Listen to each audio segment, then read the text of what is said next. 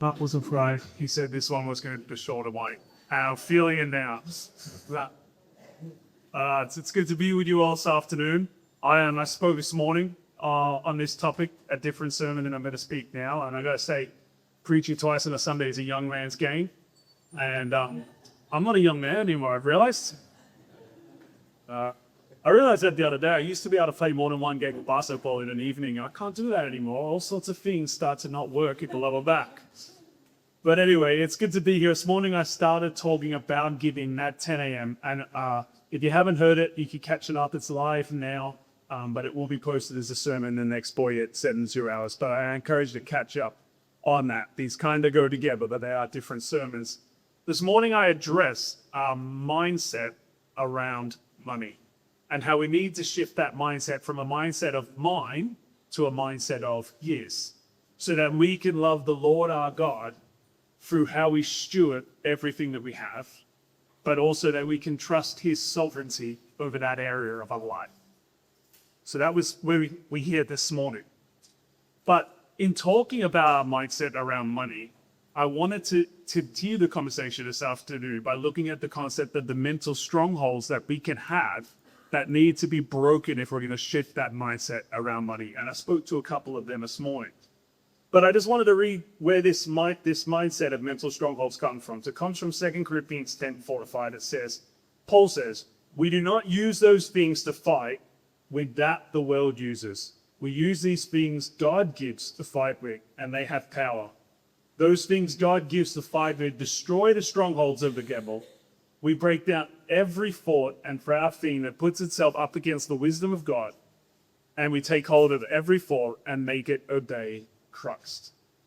So what Paul's talking about in his passage is those mental strongholds that are of the devil that get a hold of our mindset and our thinking and become a block in putting God first. Now, first and foremost, because whenever we use the word devil when we're preaching, I always want to clarify. The devil doesn't have the sovereignty that God has. He is limited where God is not limited. He is not omnipresent. He can't be everywhere at once, which means you could probably go your entire life without ever coming face to face with the devil. But it doesn't mean you don't feel his effect and influence. The best way I've ever heard it is explained is in World War II, you could have been a British soldier in the war and gone the whole war never coming face to face with Hitler. But every day you experienced the effect of Hitler and his influence. And that's how it works with the devil. We might not ever come face to face with the devil, but because of his influence on this world, every day we feel his effect and his influence. And his effect and influence is how we think. It can affect how we think about money.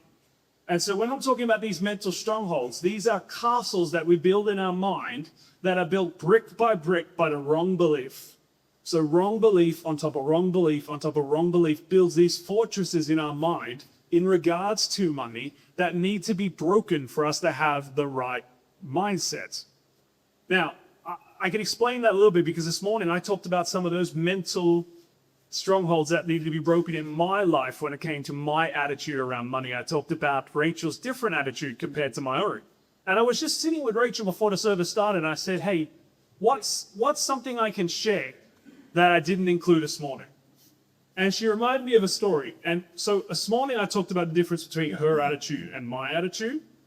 That's okay to do when she's here, but I'm not going to share a story on her behalf. So do you reckon we can encourage her to get up and share a story for us? She doesn't know this is happening. That's why I need to encourage. Can you share that one about that? Oh gosh, you should have volunteered. Thank you so much for that, Sally.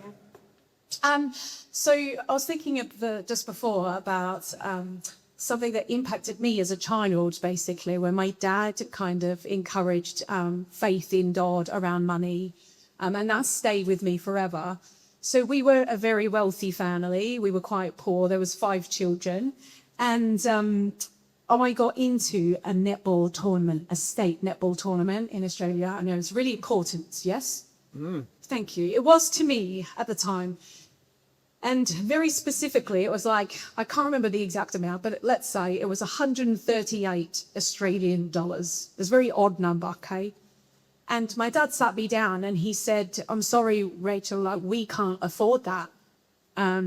So you can't go, basically. You can't go to the tournament because we can't pay that amount of money. But he said, I believe God is able to do that. And if he wants you to go, then he can make that happen. So he sat me down and he said, we're going to pray. And we sat out the front of our house and we sat on the stairs and we prayed. We prayed for $138 to just magically appear so I could go to something very trivial like a netball tournament.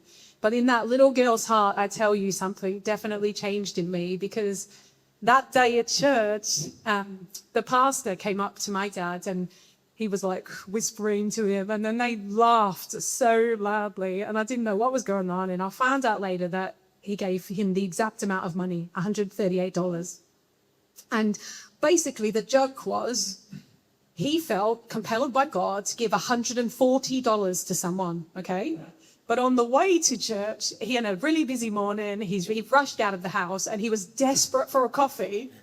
And he bought a coffee with the $140 that he had in his pocket, right? I'm not even kidding. And they ended up laughing their heads off because the amount of money he spent on the coffee was like, it ended up being the exact amount of money that I needed for netball. And it was just this joke, this ongoing joke that, you know, God must really care about coffee because he included that in the amount of money that was put aside. But for me, I think that was just, and I'll tell you this, God has not always provided in that exact way in our lives. Sometimes the opposite, where nothing appears and we have to still trust him.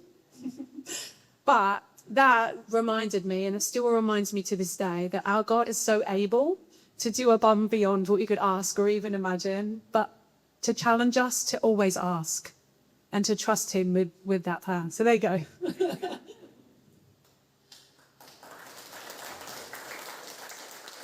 I mean, Rachel's showing her age if she's talking about a day when coffee costs $2. That was a long time ago.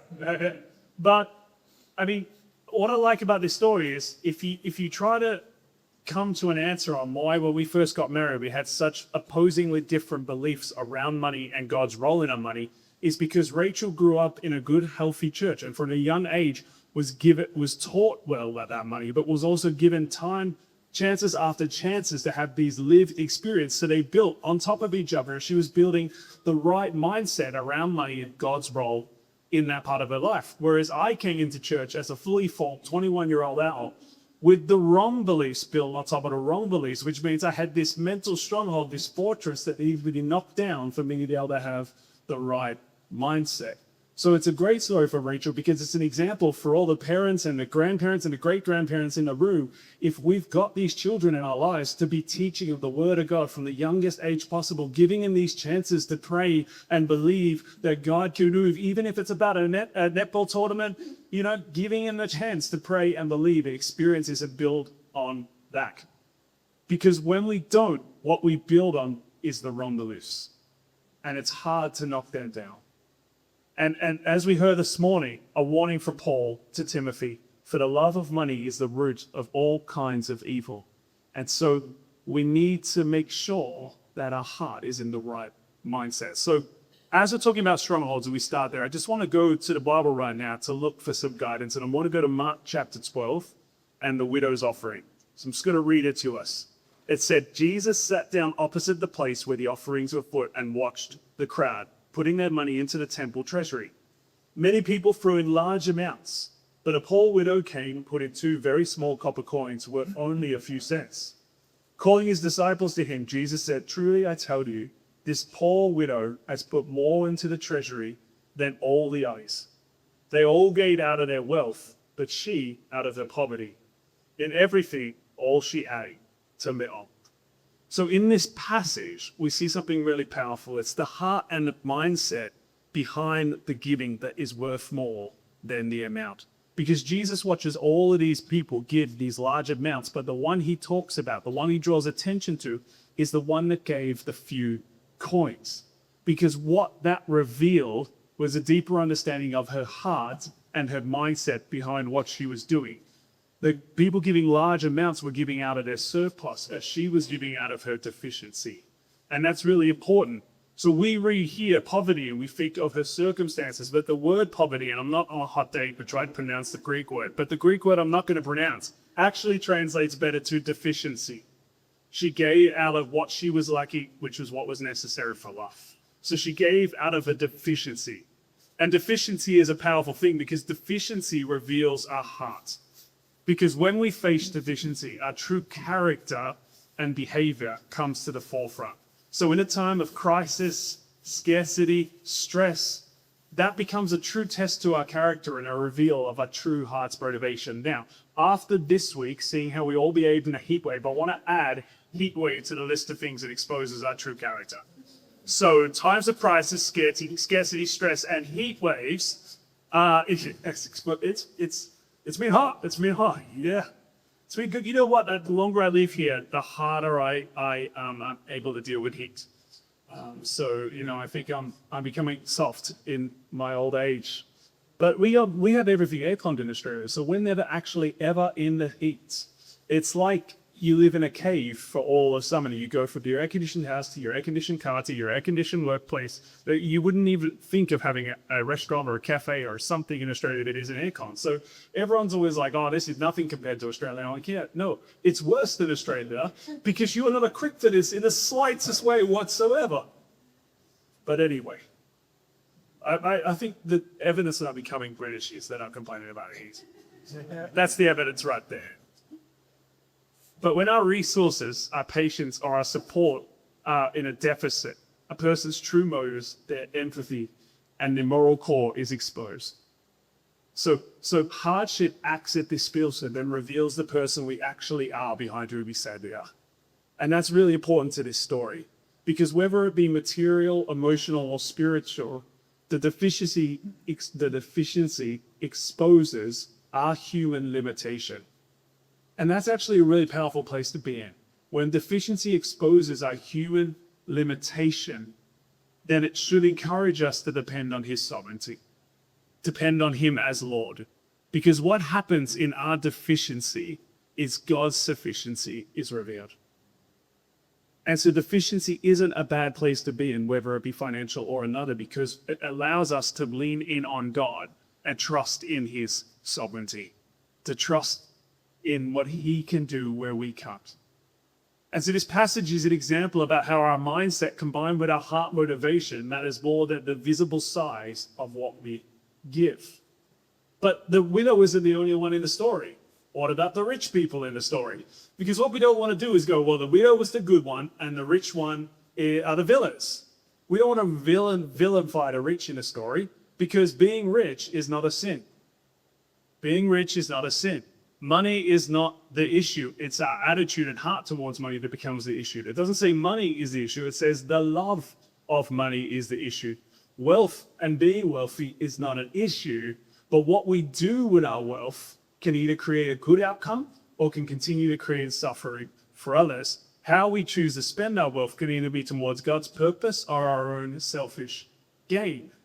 And so the rich are not the villains in the story, but they are challenged like the widow. The best thing about this story is it has a challenge for both ends of the spectrum of wealth. It doesn't paint one as a good guy or one as a bad guy. It says wherever you are on the spectrum, there is a challenge in this story for you. But there is a caution too, because if you go moments before this story, Jesus is challenging the teachers of the law because he says that they devour the widows. So Jesus exposed this extremely corrupt system where the people that were the most vulnerable and were supposed to be looked after, originally when they set out this law in Moses, they were supposed to look after the widows and then look after the poor. But in this system, in this time, they were being exploited. And it says that they devoured the widows. It meant that they took such advantage of them that they had nothing left.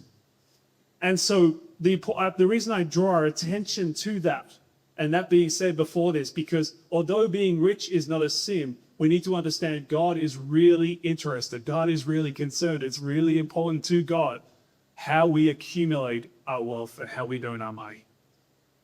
How we accumulate our wealth and how we earn our money matters to God, because Scripture condemns strictly any money that is gained through deception, extortion, or taking advantage of the vulnerable.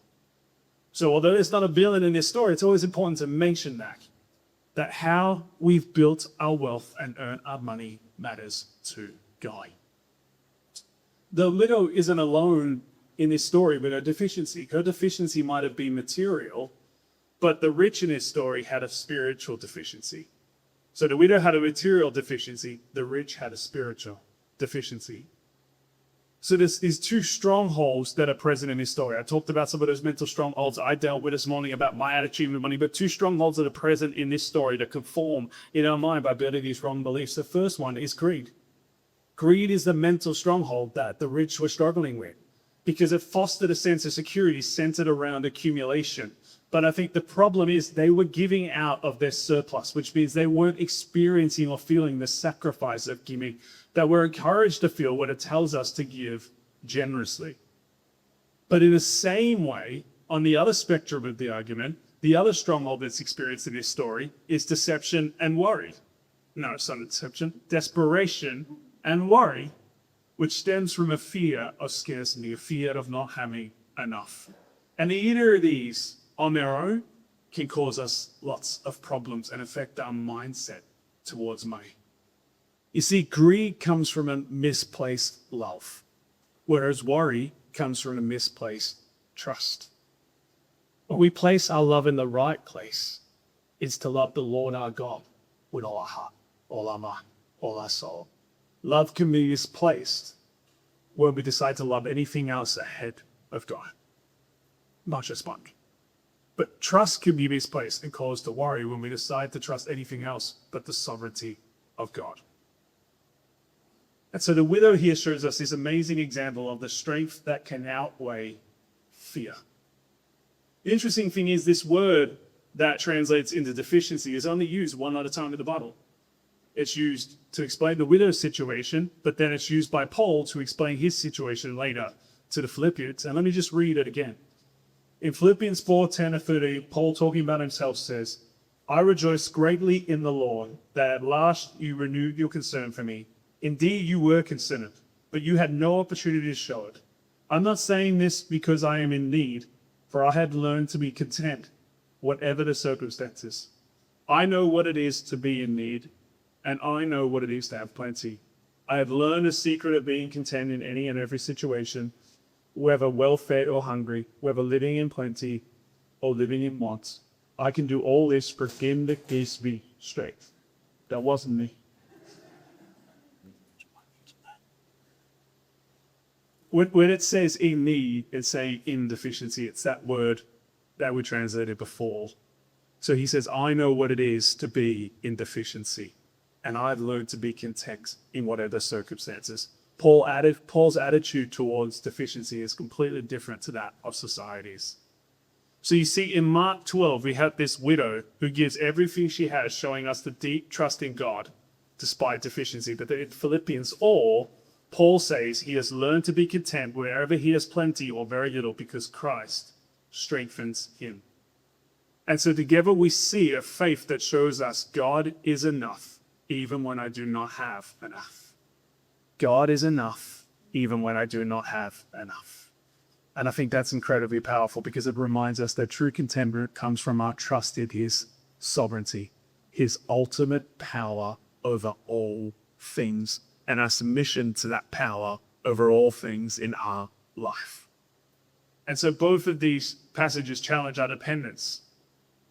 In some ways it will challenge, do we depend on our wealth and our comfort and our security?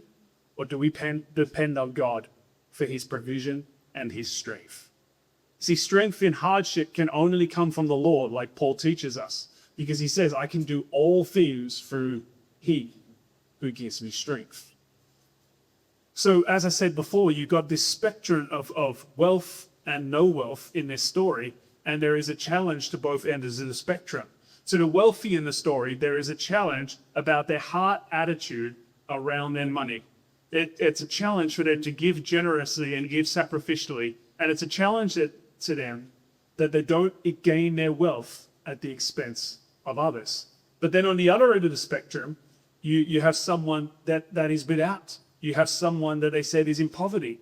And to that end of the spectrum, it challenges them to trust in him alone to not let the strongholds of worry and fear cause them to stumble and stand alone or try to deal with it in their own strength, to let their deficiency expose his sufficiency. So the way we speak about money, how we burn it, how we use it, how we save it, how we invest it, shapes not only our financial outcomes, but also our spiritual condition. As I said this morning, we believe here at One Church that giving and making an offering is part of being a disciple of Jesus. And so we want to encourage everyone to do that out of their heart, to be a disciple. But I said this morning, I want to repeat it now because I think it's an important language. When we're responding to that call from God to give and make an offering, there's two things I want us to consider. Just so we're wise in what we're doing and we can do it for the right reasons. And the first thing to consider is to be intentional, planned and purposeful.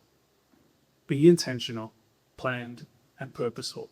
2 Corinthians 9:7 says this, and I think it's great advice when it comes to being intentional. It says, each of us should give what you have decided in your heart to give, not reluctantly or under compulsion, for God loves a cheerful giver. So this reminds us to be intentional and purposeful about what we're giving, but it reminds us to do it from a place of joy, because it's an act of worship. It's not something that's an obligation. It's something that is supposed to be joyful, an act of worship. Something we do is how we love God with that area of our life and trust in his sovereignty. So be intentional, but the second one is be proportional, based on your capacity and resources. 2 Corinthians 8:12 says, for if the willingness is there, the gift is acceptable according to what one has, not according to what one does not have.